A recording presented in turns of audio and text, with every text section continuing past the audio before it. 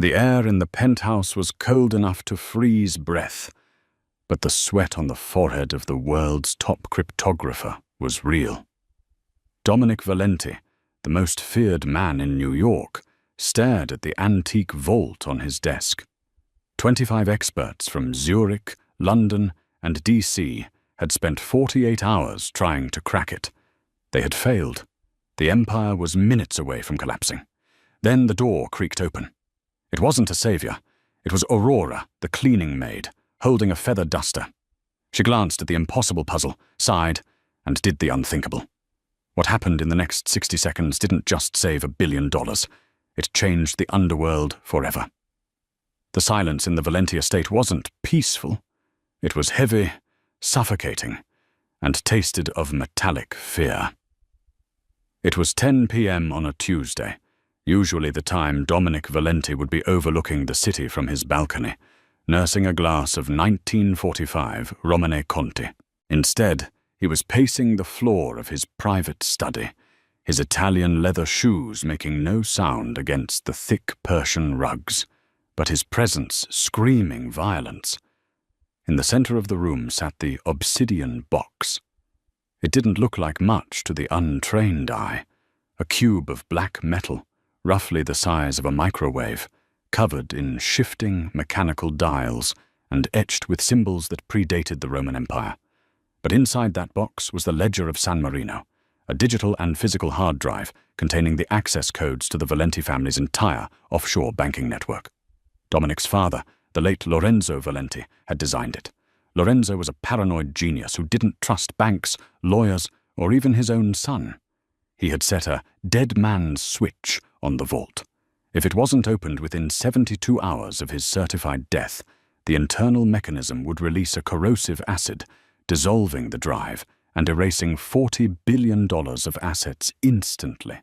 71 hours had passed. "Explain it to me again," Dominic said. His voice was low, a dangerous rumble that made the three men standing near the desk flinch.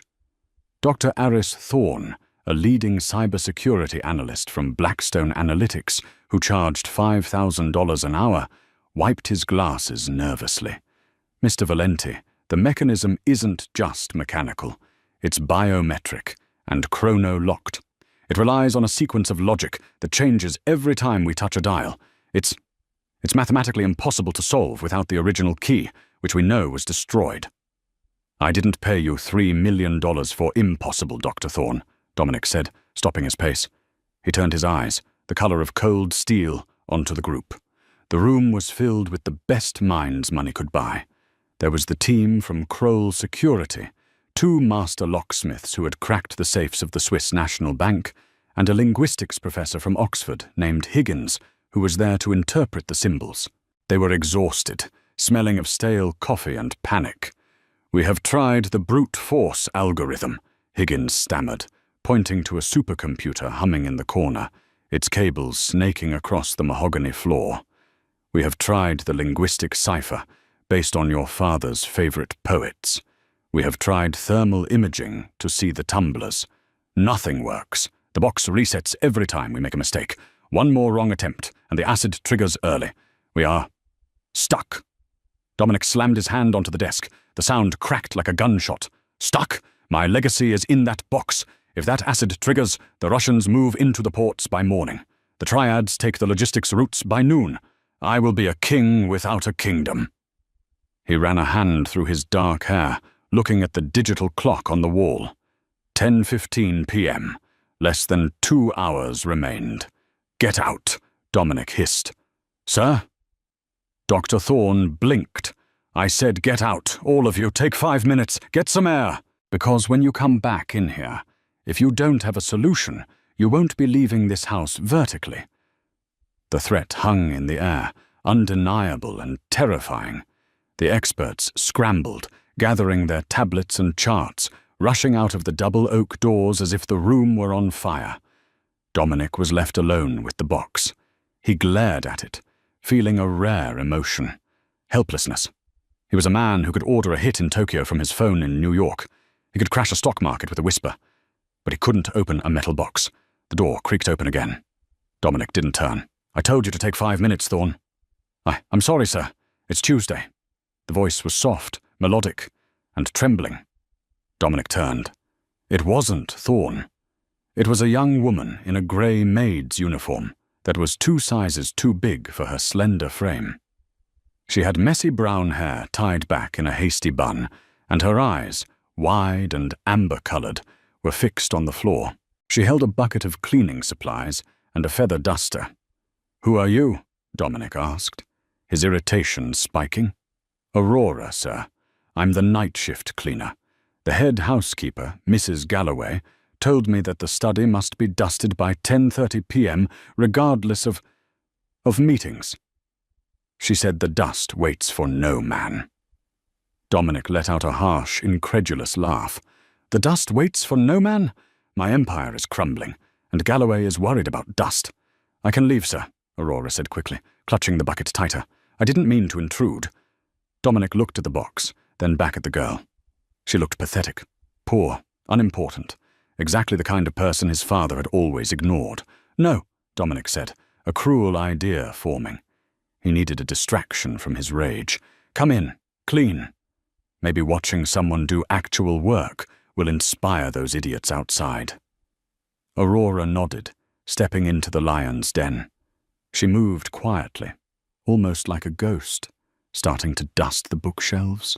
But as she worked, her eyes kept darting toward the desk, toward the obsidian box. Aurora tried to keep her hands steady as she dusted the spine of a first edition Dante's Inferno. She could feel Dominic's gaze on her back, burning like a laser. She knew who he was. Everyone knew. He was the devil of Manhattan. But Aurora had secrets of her own. 3 years ago, Aurora hadn't been cleaning floors. She had been a scholarship student at MIT, studying advanced theoretical mathematics and mechanical engineering. She was a prodigy, the daughter of a watchmaker who had taught her the language of gears and ciphers before he could teach her to ride a bike. But then, tragedy struck. Her father was diagnosed with a rare, aggressive cancer. The insurance refused to pay. Aurora dropped out. She took out loans. She sold everything. It wasn't enough. Her father died, leaving her with nothing but a mountain of debt and a black mark on her credit that made getting a corporate job impossible. Now she scrubbed toilets for the wealthy to pay off the sharks who knocked on her door every Friday. She moved towards the desk. The obsidian box sat there, mocking the room. Aurora knew that box.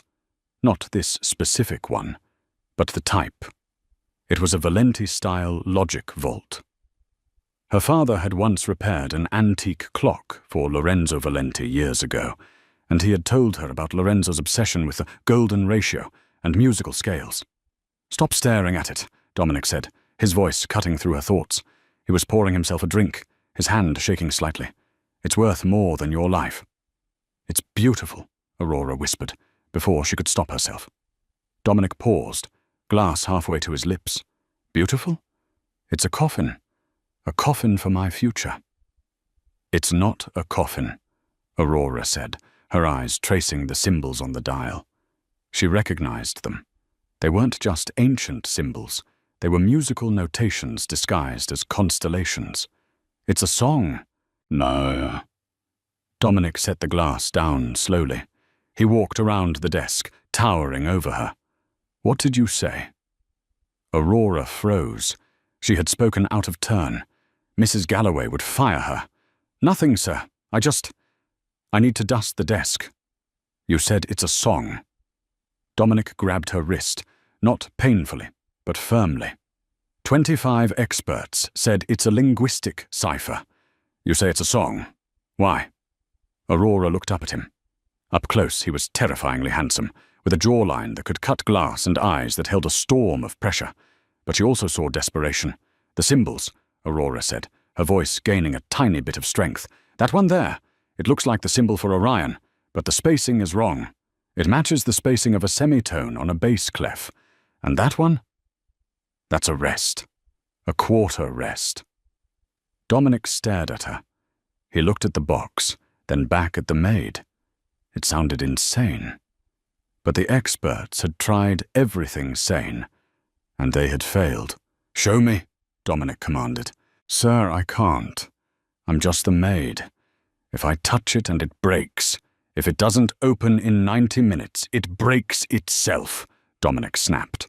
"And if you know something those overpaid suits don't, and you don't tell me, I will ensure you never work in this city again. Show me." Aurora swallowed hard. She set down her feather duster. She stepped up to the obsidian box. The moment her fingers hovered over the cold metal dials, the trembling stopped. This was her world. Not poverty, not debt, not fear. Just logic. Just mechanics. "The experts were trying to force the lock," Aurora murmured, almost to herself. She spun the first dial. Click. "But you can't force a melody. You have to play it." The double doors burst open. Dr. Thorne and the team of experts rushed back in, looking flushed and defensive. "Mr. Valenti," Thorne shouted, "we have a new theory. We believe the thermal expansion of the—" He stopped dead. The entire team froze. They stared at the scene before them. The billionaire Mafia Don was standing still, watching the cleaning girl in her oversized uniform handle the most dangerous device on the planet. "Get away from that!" Thorne screamed, lunging forward. "She'll trigger the acid. She's a maid, for God's sake!" "Stay back!" Dominic roared. He didn't look away from Aurora. "Let her work." "You're insane," Higgins, the linguist, gasped. "She's dusting it. She doesn't understand the complexity. One wrong turn." "Quiet," Dominic ordered. Aurora didn't hear them. She was in the zone. She remembered her father's voice. Lorenzo Valenti loved opera, specifically Puccini. The sequence on the box had 5 dials, 5 movements. Click. She turned the first dial to the left, aligning the Orion symbol with the center notch. The box hissed. "She's destabilizing the core." One of the Kroll security men panicked. Aurora ignored him. She moved to the second dial. She spun it 3 times rapidly to the right. Click, click, click. It was the tempo of a waltz. "She's just guessing," Thorne yelled, his face turning red. "Mr. Valenti, stop her. She's going to destroy the drive. Shut up." Dominic pulled a gun from his holster and set it on the desk. He didn't point it at anyone, but the message was clear. The room went deathly silent. Aurora closed her eyes. She placed her ear against the cold metal of the box. She listened to the internal tumblers. 1, 2. Pause. She needed the final key. The musical notation indicated a crescendo. That meant force, followed by a sudden release. She gripped the central dial. "It requires a Fibonacci sequence input," Thorne whispered frantically to his colleague. "She's doing a rhythmic input. It's suicide." Aurora took a breath. She spun the final dial hard to the left, then snapped it back to the right instantly. Clunk! The sound was heavy and final. The experts flinched, expecting the hiss of acid, the smoke, the destruction of the drive. Thorne covered his face. Dominic tensed, his hand hovering over his weapon. For 3 seconds, nothing happened. Then a soft, pneumatic hiss filled the room. Not of acid, but of air pressure releasing. The intricate etchings on the box began to glow a soft blue. The top of the obsidian box split down the middle, the gears retracting smoothly, revealing a small, velvet-lined compartment. Inside sat a silver hard drive, blinking with a steady, safe green light. Aurora exhaled, her shoulders slumping. She picked up her feather duster. She turned to Dominic, who was staring at the open box as if he were witnessing a miracle. She looked at the 25 experts, whose jaws were practically on the floor. Thorne looked like he was about to vomit.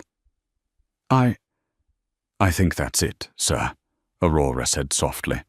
"I'll just go finish the hallway." She turned to leave, grabbing her bucket. "Stop," Dominic said. His voice was no longer a rumble. It was quiet, stunned. Aurora froze near the door. "Sir?" Dominic looked from the open vault, which had saved his life and legacy, to the girl in the grey dress. He looked at Thorne. "Thorne," Dominic said calmly, "you and your team of 25 experts couldn't solve this in 48 hours. Thorne stammered. It was a fluke. She guessed. It's statistically impossible. She solved it in 58 seconds. Dominic cut him off. I timed it. Dominic walked over to Aurora. He didn't look at her like a maid anymore. He looked at her like she was the only valuable thing in the room. Who are you really, Aurora? He asked, stepping into her personal space. The scent of his cologne, sandalwood and expensive tobacco, filled her senses. Aurora looked down. Just the maid, Mr. Valenti. Dominic reached out and took the bucket from her hand. He set it on the floor. Not anymore, he said. Thorne, get out. All of you, you're fired. And don't bother sending an invoice. As the experts shuffled out in a humiliated daze, Dominic turned back to Aurora. The danger in the room had shifted. It wasn't about the money anymore. It was about the mystery standing in front of him. You saved my empire, Dominic said, his eyes scanning her face. Now tell me what you want. Money? A car? A house? Aurora hesitated. She should ask for the money to pay off the sharks. She should ask for her freedom. But she looked at the open vault, and then at Dominic's eyes, which were looking at her with a burning intensity she had never felt before. I want a job, Aurora said. A real job. One where I don't have to wear this uniform. Dominic smirked, a dangerous, wolfish grin that made her knees weak. Done, he said. But be warned, Aurora. Solving the box was the easy part. Surviving me, that's going to be much harder. The transition from scrubbing floors to sitting in a glass-walled office on the 40th floor of the Valenti Tower was jarring. It had been 3 days since the incident with the obsidian box. Dominic Valenti didn't waste time. He had fired his entire forensic accounting team and replaced them with Aurora. Technically, her title was Executive Analyst. But the rest of the staff, men in sharp suits who had MBAs from Harvard and Yale, still called her the Maid behind her back. Rocco, Dominic's underboss, a man built like a vending machine with a neck as thick as a tree trunk, hated her the most. He stood at the head of the conference table, slamming a stack of files down. This is a joke, boss, Rocco growled, glaring at Aurora. She was wearing a simple black blouse and slacks Dominic had his assistant buy for her. She looked small in the massive leather chair, but her eyes were sharp, scanning the digital spreadsheets projected on the wall. We have a shipment of weapons missing from the port of Newark. The Colombians are breathing down our necks. And you want the girl who unclogs toilets to find the leak? Dominic sat at the other end of the table, spinning a gold pen between his fingers. He looked bored, but his eyes were alert. The girl who unclogs toilets opened a lock that stumped the CIA, Rocco. Let her speak. Rocco spat on the floor. It's been 4 hours. She hasn't said a word. She's just staring at the screen. I'm not staring, Aurora said. Her voice was quiet, but it cut through the room's tension like a wire. I'm listening? Listening to what? Rocco sneered. It's a spreadsheet, sweetheart. It doesn't sing. Actually, Aurora stood up, walking towards the projection. Numbers have a rhythm, and yours are skipping a beat. She pointed to a column of shipping manifest codes. Look here. Every 3rd Tuesday of the month, the fuel surcharge on the Neptune shipping line increases by exactly 0.04%. It's a rounding error. Most accountants would ignore it because it looks like a currency conversion fluctuation. So? Rocco crossed his arms. It's pennies. Who cares? It's not pennies, Aurora said, her confidence growing as the math took over. She grabbed a marker and wrote a formula on the glass wall. 0.04% on a shipment of heavy industrial machinery is roughly $2,000. But if you run a recursive algorithm, which I just did in my head, that error repeats across 500 shell companies linked to your logistics network. She turned to face the room. Someone isn't stealing the cargo, Mr. Valenti. The cargo is a decoy. They are stealing the shipping costs. They are overcharging you for fuel that doesn't exist across thousands of phantom shipments and routing the difference into a private offshore account. Aurora tapped the glass. Total loss over the last 5 years? $32 million. The room went silent. Dominic stopped spinning his pen. He sat up straight. 32 million. Yes, Aurora said. And the routing number for the offshore account? It's embedded in the manifest codes. It uses a binary cipher. She circled a string of numbers. If you decode this, it points to a bank in the Cayman Islands. A bank registered to... She hesitated. She looked at the tablet in her hand where she had just decrypted the name. Say it, Dominic commanded, his voice dropping to a terrifying whisper. It's registered to a holding company called Ironclad Solutions, Aurora said. Rocco's face went pale. The blood drained from his cheeks. Dominic stood up slowly. He walked over to Rocco. Ironclad Solutions. Isn't that the consulting firm your brother-in-law runs, Rocco? Rocco stumbled back.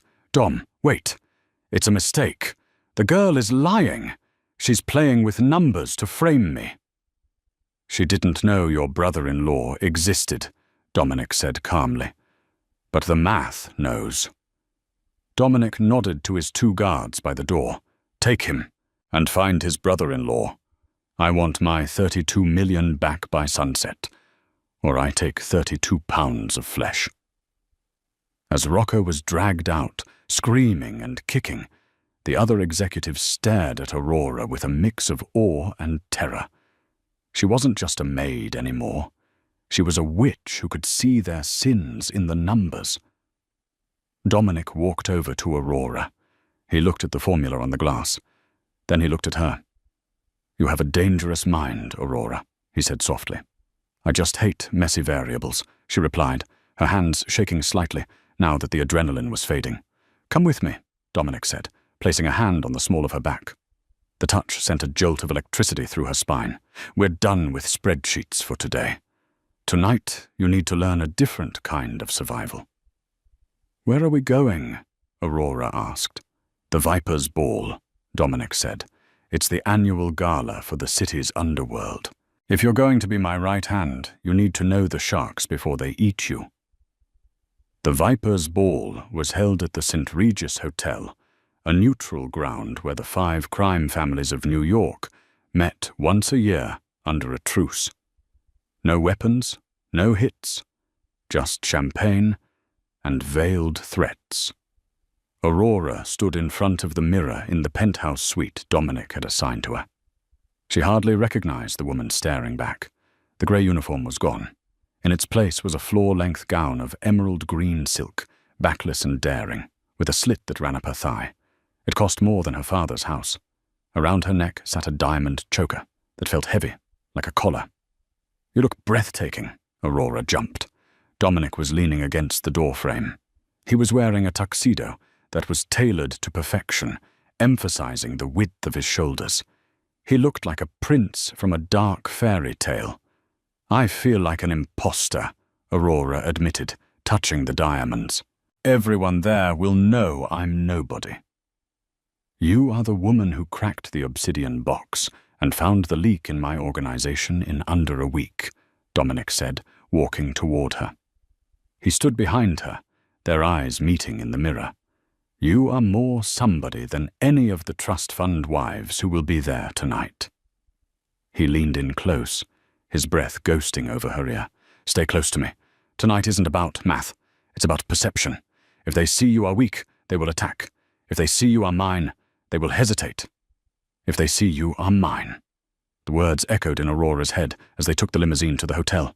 The ballroom was a sea of gold, velvet, and fake smiles. As Dominic entered with Aurora on his arm, the music seemed to falter.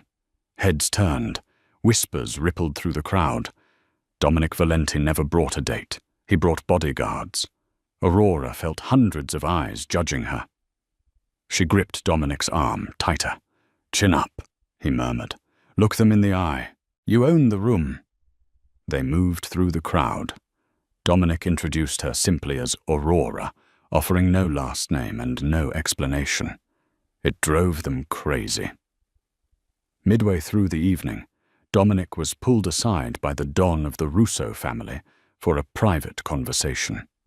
He left Aurora near the champagne fountain. Don't wander, he warned her. Aurora sipped her drink, trying to look invisible. Well, well, If it isn't the little watchmaker's girl." The voice was like oil slicked over gravel. Aurora froze. She knew that voice. It was the voice that had haunted her nightmares for 3 years. She turned slowly. Standing there was Sebastian Cross.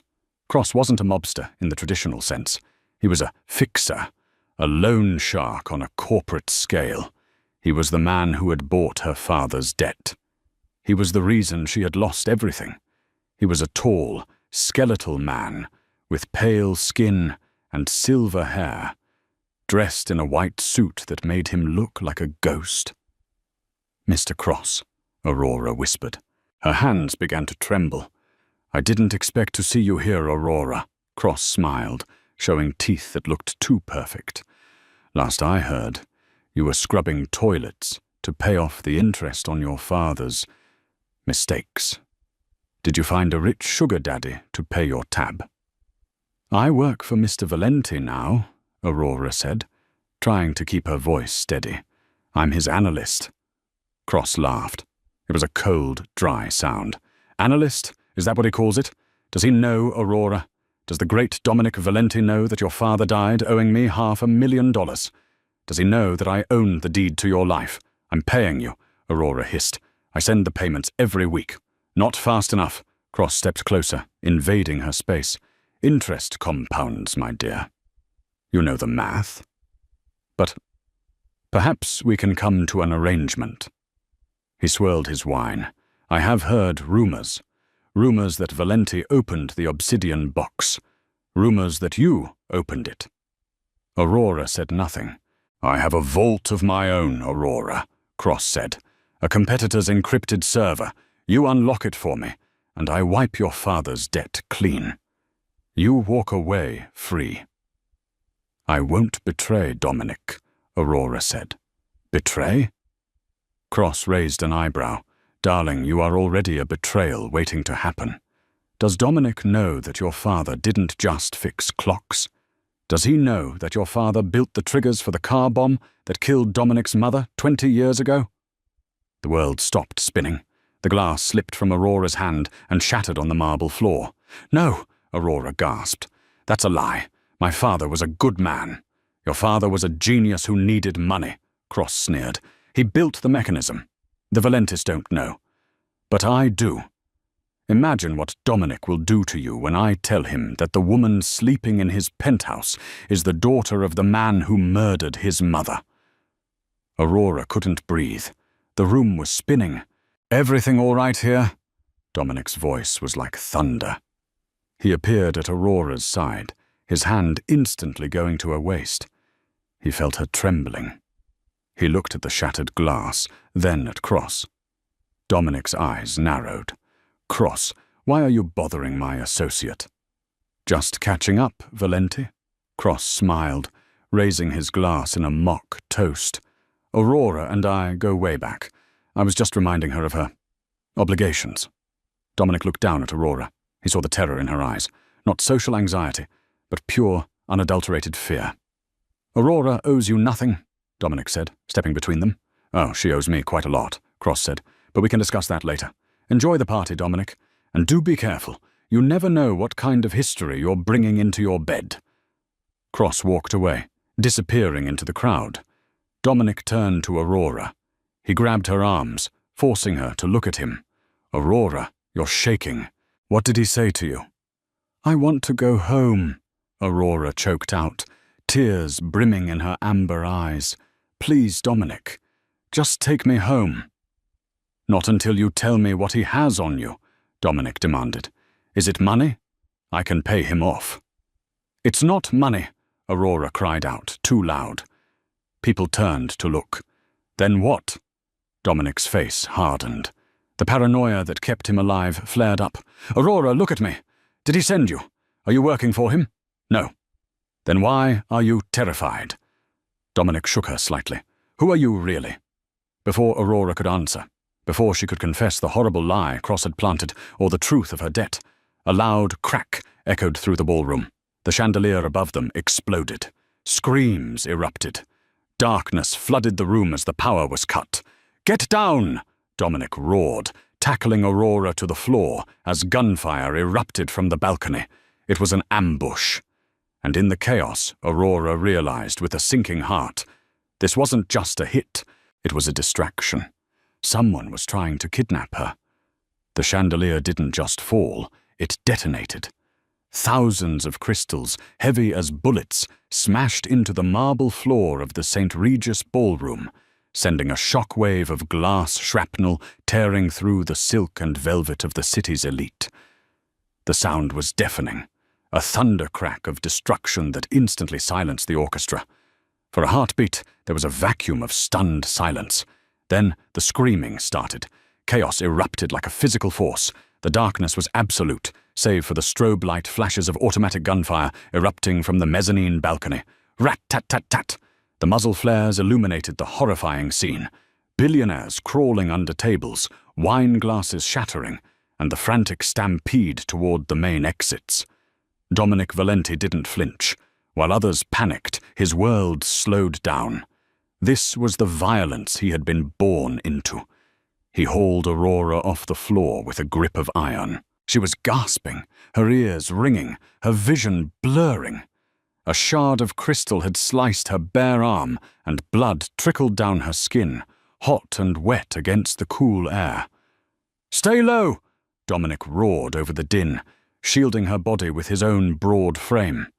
He didn't pull her towards the main doors where the herd was running. He knew that was a kill zone. "Move to the service corridor!" Aurora stumbled, her high heels slipping on the champagne-soaked floor. She was a mathematician, a creature of logic and order. This was pure entropy. Every loud crack of a gunshot made her flinch violently. She was terrified not just of the bullets, but of the poison Sebastian Cross had just poured into her ear. "Your father killed his mother." The words bounced around her skull, keeping time with the gunfire. A bullet chewed up the parquet floor inches from her left foot, sending splinters flying. "Dominic!" she screamed. "I've got you," he growled, wrapping an arm around her waist and practically lifting her off the ground. He moved with terrifying efficiency, weaving through the overturned tables and hysterical guests. They reached the heavy swinging doors of the kitchen just as a second wave of shooters rappelled down from the balcony. Dominic kicked the doors open, throwing Aurora inside and diving in after her. The transition was jarring. The ballroom had been a place of shadows and gold. The industrial kitchen was a blindingly white world of stainless steel and fluorescent hum. Steam rose from massive stockpots, and terrified chefs were cowering in the corners. Dominic didn't stop. He dragged Aurora past the prep stations, past the hanging copper pans, deeper into the labyrinth of the hotel's bowels. "The loading dock is too far," Dominic muttered to himself, his eyes scanning the room like a predator. "They'll have the perimeter secured." Ew. He shoved Aurora behind a massive, solid oak butcher's block, stained with years of use. "Stay here." "What are you doing?" Aurora cried, grabbing his sleeve. Her hands were shaking so hard she could barely hold on. Dominic pulled a sleek, matte black handgun from a holster hidden beneath his tuxedo jacket. He racked the slide, the metallic clack echoing in the tiled room. He looked at the door they had just come through. "I'm buying us time," he said. The kitchen doors swung open. Dominic didn't hesitate. He fired 3 times. The shots were deafening in the enclosed space. A man in a tactical ski mask crumpled in the doorway, his weapon skittering across the tiles. "Clear out!" Dominic shouted at the cowering kitchen staff. "Everyone out the back! Now!" The chefs scrambled, fleeing toward the rear exit. But Dominic didn't follow them. He grabbed Aurora again, pulling her deeper into the kitchen, toward the massive walk-in freezers. He kicked open the door to a dry storage pantry, shoved her inside, and slammed it shut, locking it from the inside with a deadbolt before turning on her. The room was small, lined with shelves of spices and flour sacks. The air smelled of dry dust and oregano. Dominic backed her against a shelf. He didn't look like her savior anymore. His eyes were wild, dilated with adrenaline and a sudden, cold fury. The tuxedo was ruined, covered in dust and glass dust, but he looked more dangerous than ever. He pinned her there, his forearm pressing against her collarbone. Not enough to choke, but enough to trap, Cross knew you, Dominic snarled. His voice wasn't a shout, it was a low, vibrating rumble that was infinitely scarier. I saw him. I saw him whispering in your ear right before the lights went out. You were shaking. You wanted to leave. Dominic, please, we have to go, Aurora begged, tears cutting tracks through the dust on her face. Well, we aren't going anywhere until you tell me who you are. Dominic slammed his free hand against the shelving unit, making the jars rattle. Did you signal him? Is that why you opened the obsidian box? Was it all a setup to get inside my operation so you could hand me over to him? No, I swear, no, Aurora sobbed. Then why were you terrified? Dominic demanded, leaning in, his face inches from hers. She could smell the gunpowder on him. Cross is a loan shark and a fixer. He doesn't talk to maids unless they owe him something or unless they're working for him. Which is it, Aurora? Are you his spy? I'm his debtor, Aurora screamed, the confession finally tearing out of her throat. Dominic froze.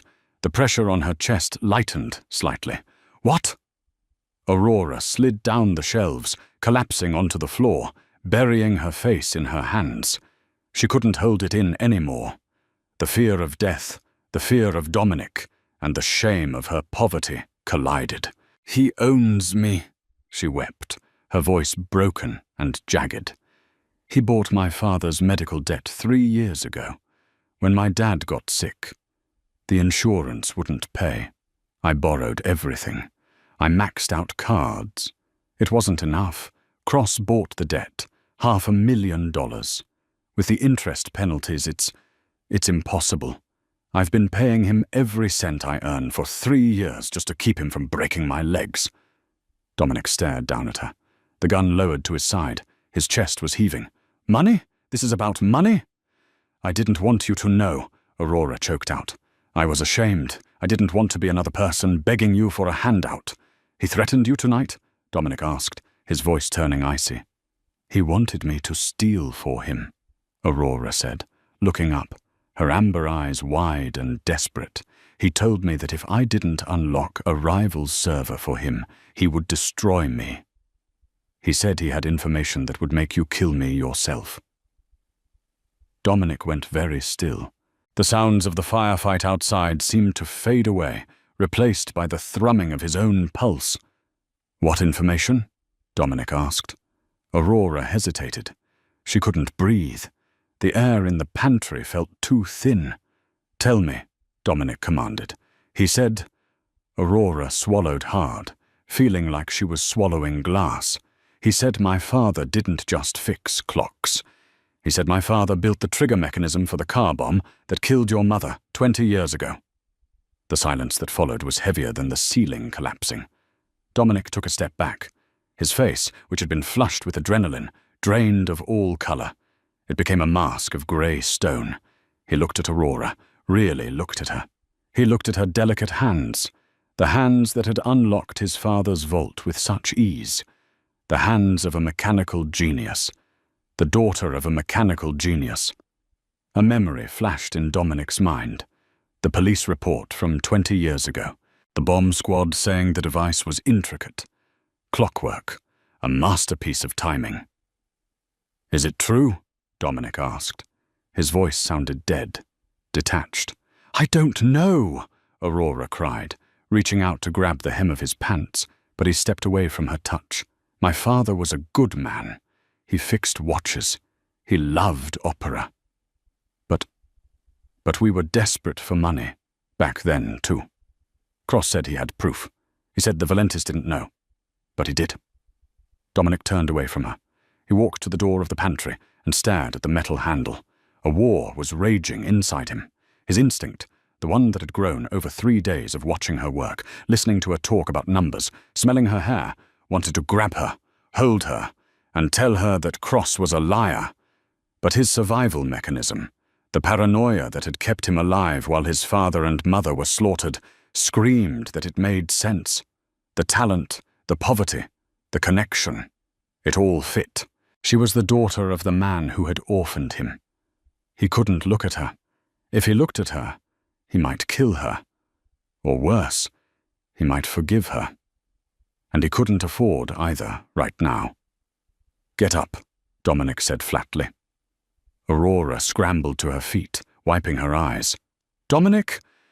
He grabbed her arm, but there was no gentleness this time. He opened the pantry door and dragged her across the kitchen towards the heavy, industrial walk-in freezer. "Get inside," he ordered. "No, Dominic, please don't leave me." Aurora grabbed the doorframe, panic flaring again. "They're out there. They'll kill me." "They won't get past me," Dominic said, and the cold conviction in his voice was terrifying. "But I can't look at you right now, Aurora. I can't have you near me. Please let me explain." "There is nothing to explain," Dominic roared, his composure finally cracking. He shoved her into the freezer. The blast of sub-zero air hit her instantly, biting through her thin, torn dress. "Stay in there. Lock the door. If anyone tries to get in, who isn't Rocco or me, you don't open it. You freeze to death before you let them take you. Do you understand?" "Dominic," she whispered, her teeth already starting to chatter. He looked at her one last time. His eyes were black pits of pain and betrayal. He looked like a man who had just found a diamond, only to realize it was radioactive. "Lock the door, Aurora." He slammed the heavy insulated steel door shut. Aurora heard the heavy latch engage. She was plunged into darkness, save for a dim blue safety light. She was surrounded by hanging sides of beef and shelves of frozen produce. Outside the door, Dominic Valenti stood for a moment, resting his forehead against the cold metal. He took a deep, shuddering breath. Then he turned around. He checked the magazine of his Beretta again. He racked a fresh round into the chamber. The sadness evaporated from his face, replaced by the visage of the Devil of Manhattan. Sebastian Cross was out there. Cross had orchestrated the attack. Cross had threatened his property. And Cross had dared to dredge up the ghosts of Dominic's mother. Dominic walked toward the service entrance, his footsteps heavy and deliberate. He wasn't running away from the gunmen anymore. He was going hunting, and he would paint the St. Regis red before the night was over. Time lost its meaning inside the freezer. Aurora sat huddled on the metal floor, her knees pulled tight to her chest, trying to conserve whatever body warmth remained. The blue safety light cast long, ghostly shadows across the hanging sides of beef, turning the room into a macabre gallery. The cold didn't just touch her, it invaded her. It bit through the thin, torn silk of her ruined gown, settling deep into her bones until her teeth chattered with a violence she couldn't control. But the physical cold was nothing compared to the chill in her heart. Dominic's face, as he closed the door, haunted her. It hadn't been angry. Anger she could handle. It had been empty. He had looked at her as if she were a stranger, as if she were the enemy. "Your father killed his mother." The accusation circled in her mind like a vulture. Could it be true? Her father had been a gentleman, a man who cried at sad movies and spent hours fixing antique cuckoo clocks. But he had also been desperate. Poverty did terrible things to good people. She knew that better than anyone. Had he built a bomb to save his family, just as she had cracked a safe to save herself? Minutes stretched into what felt like hours. Aurora began to wonder if Dominic was ever coming back. Maybe he had died out there. Maybe he had left her here to freeze as punishment for a crime she didn't know was committed. Then the heavy latch clanked. Aurora flinched, scrambling back against the frozen shelves, her breath misting in the air. The door swung open. A wall of warm air hit her, followed by a large silhouette. It wasn't Dominic. "Let's go, kid," a gruff voice grunted. It was Rocco. The massive underboss looked worse for wear. His suit jacket was gone, his white shirt was stained with soot, and he had a nasty gash above his left eyebrow. He stepped in and offered her a hand that was the size of a catcher's mitt. "Dominic," Aurora rasped, her voice barely a squeak. "Is he—" "Boss is busy," Rocco said shortly, pulling her to her feet with surprising gentleness. "He told me to get you to the penthouse. Lockdown protocol. Nobody gets in or out until he says so." "Is he alive?" Aurora demanded, gripping Rocco's arm. Rocco looked at her, his dark eyes unreadable. "He's the devil, ain't he? The devil don't die easy. Come on. Underscore, underscore, underscore, underscore, underscore, underscore, underscore, underscore, underscore, underscore, underscore, underscore, underscore, underscore, underscore, underscore." The penthouse was exactly as she had left it, pristine, silent, and luxurious. A stark, cruel contrast to the war zone they had just escaped. Rocco stationed 2 guards at the elevator and left Aurora alone.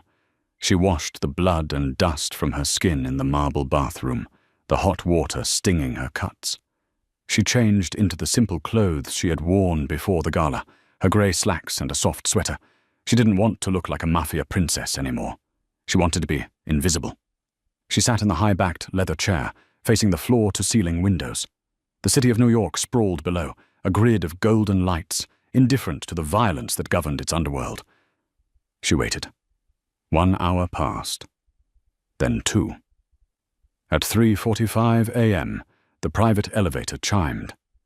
Aurora's heart hammered against her ribs. She stood up, gripping the back of the chair. Dominic walked in. He looked like a fallen angel who had just climbed his way back out of hell. His tuxedo shirt was unbuttoned halfway, revealing a chest bruised and smeared with grime. His knuckles were raw and bloody. He smelled of copper, expensive scotch, and the acrid scent of gunpowder. He didn't look at her.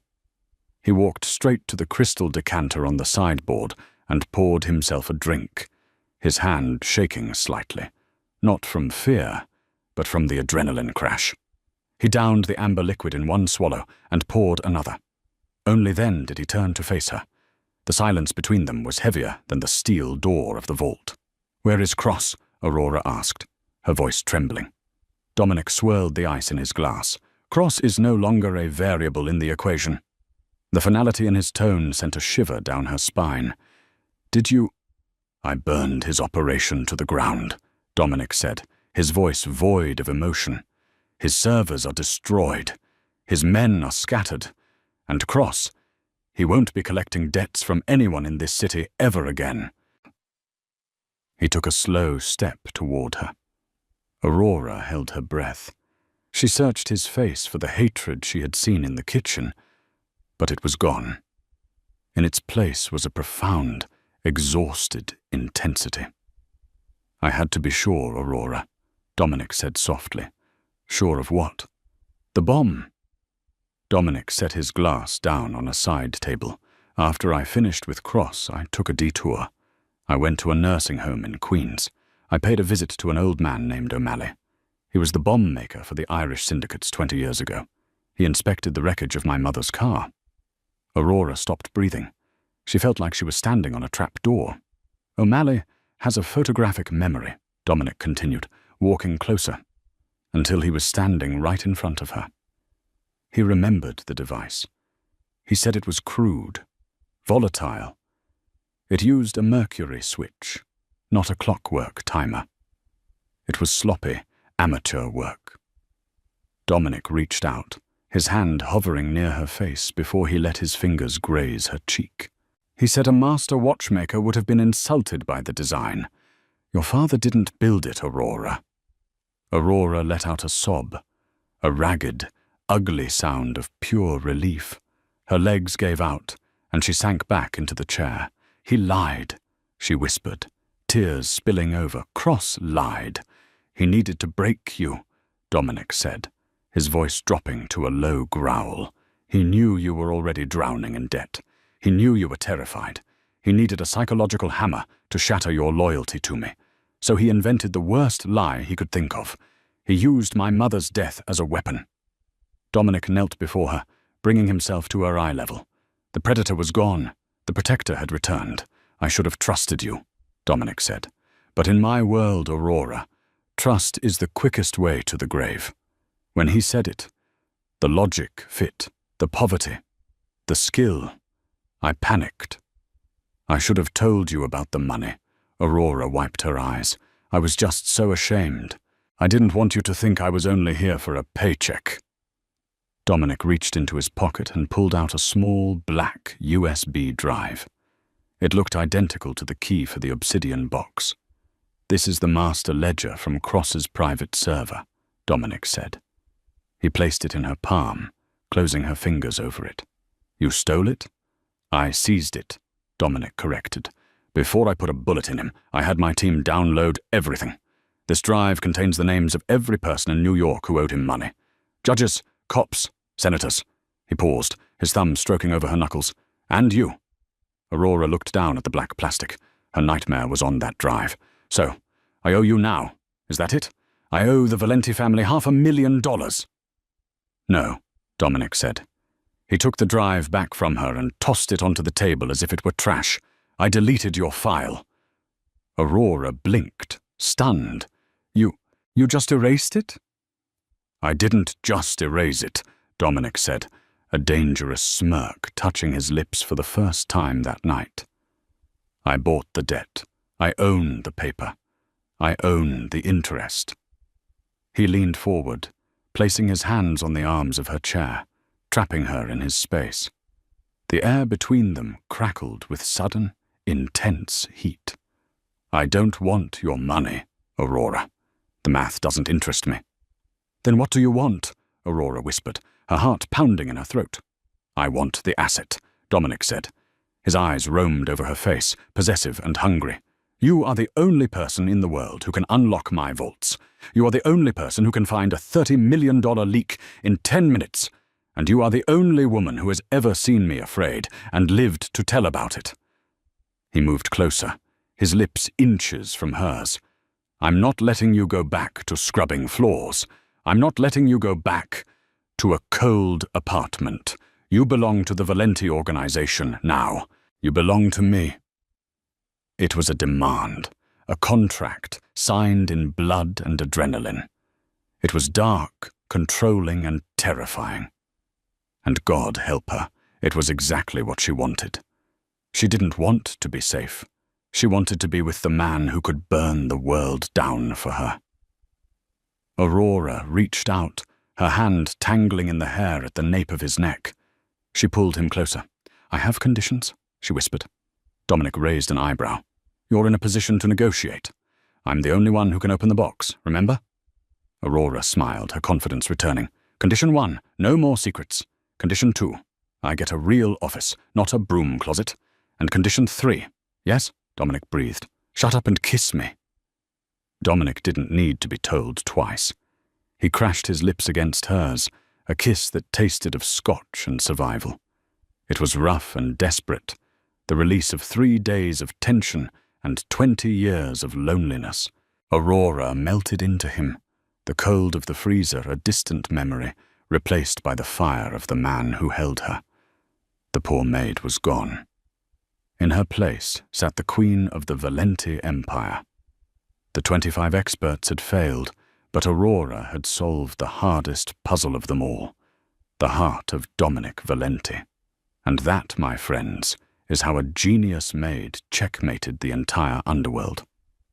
I honestly got chills when Dominic revealed he went to the bomb maker to clear her father's name. It just proves that even Mafia bosses have a soft spot for the truth. If you loved this story of hard karma and intense romance, please smash that like button. It really helps the channel grow. What would you have done if you were Aurora in that freezer? Would you have trusted him? Let me know your thoughts in the comments below. Don't forget to subscribe and hit the notification bell so you don't miss our next story. We have a crazy revenge drama coming up next week about a billionaire who pretends to be a pizza delivery driver. You won't want to miss it. Thanks for watching, and see you in the next video.